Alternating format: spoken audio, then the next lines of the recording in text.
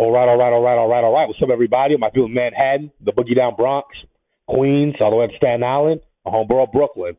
Back at another video, and today is December 13th, 2022. This marks the official 20th anniversary of the release of Nas's sixth studio album, Godson, which is one of my favorite Nas albums of all time and one of his best albums. Definitely one of Nas's best works. I love this album. I can play it from start to finish, and you'll never get tired of it. Over and over again, never get tired of it. The song had, commercial hits such as Made You Look, and I Can, and he also addressed his beef with Jay-Z and also his beef with the Notorious B.I.G. on the song Last Real Nigga Alive. But, the beef with Big was more competition than it was any real personal thing. But hey, it is what it is. It happened. Okay? Now let's read this real quick. It says, Impact. After the releases of Ether and Stillmatic, Nas gained renewed respect and acclaim as the best rapper in New York, also known as the King of New York. Godson was a chance for Nas to either reassure his prolific status or prove to be an inconsistent artist. In a review of Godson, Joseph Jones of Pop Matters stated this.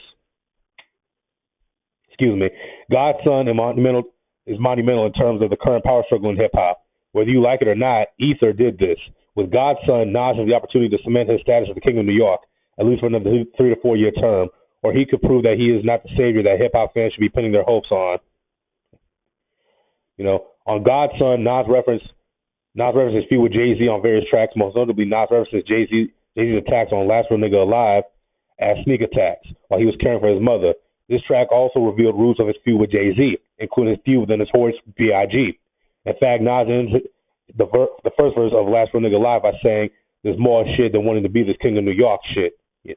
Similarly, on Mastermind, Nas says the King of New York shit only lasts 15 minutes. Additionally, on The Cross, Nas explained how he was the old King of New York rap and soon reinvented himself to reign again as New York's king. Amy Linda of Yahoo Music found it to be an album worthy of Nas' landmark 1984 debut, Illmatic, and elaborated on Godson's significance at the time, saying that if this is the last round with Jay, as the surprisingly civil tone and anti-battle message imply, then Godson's going out on top.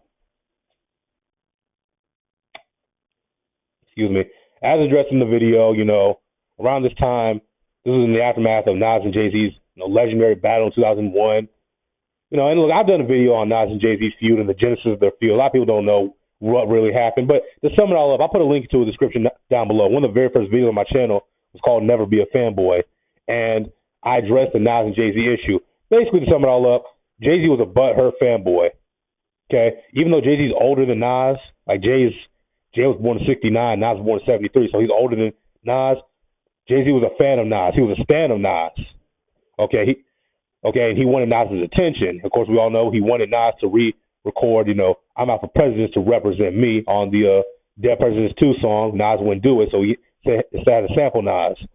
Then, of course, on the song Where I'm From his In My Lifetime Volume 1 album, he said, "I'm from where niggas pull your card and argue all day about who's the best MCs, Biggie or Jay-Z or Nas." He would give Nas love, shout out Nas, give him his props. And, Nas wasn't going for it for whatever reason, probably because he detected that kind of fanboy energy from Jay-Z. And when Jay-Z got tired of Nas ignoring him, he got real personal. He got with Carmen. He linked up with Carmen Bryant, who's Nas' baby mama. Got her pregnant, and then there's a song called "Is That Your Bitch" with Memphis Bleak and Missy Elliott. Kind of taunting Nas and baiting him into a beef.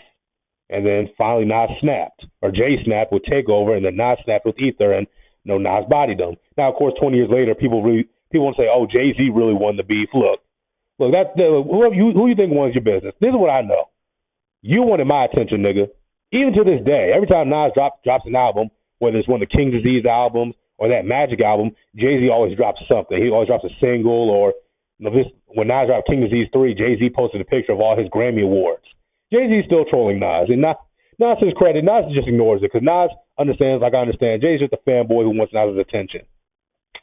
Okay, and Jay-Z's an all-time great rapper. Don't get it bent. He's an all-time great rapper, but, in hip-hop terms, he's Nas' son. Okay, but, and Biggie's son, but, that's another conversation for another day. But back to this. Like I said, from Major Look, they shooting. Major Look, you a slave to a page in my rhyme book. Get big money, playboy, your time's up. Where them gangsters at? Where them dimes at? This ain't rapping. This is street hop. Now get up off your ass like your seat's hot. Like, yo, Nas snapped on Major Look, man. I fucking love that track.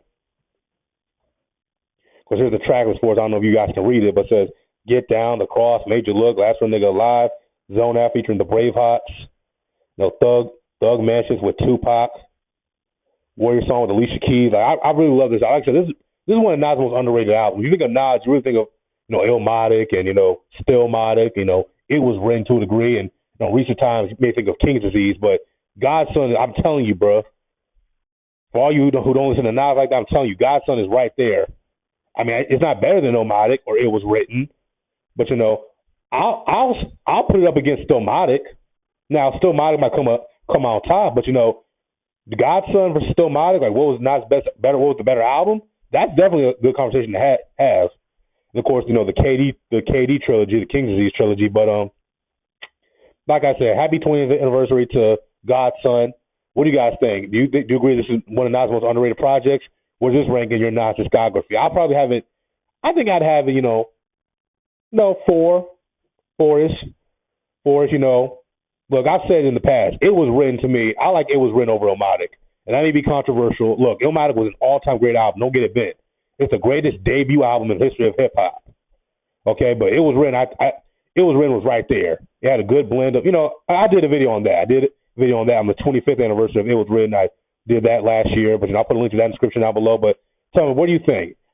Is this top 3, top 4, top 5 project from Nas? What's your favorite track? On it, tell me in the comments down below. Happy anniversary, Godson. I'm going to see you all.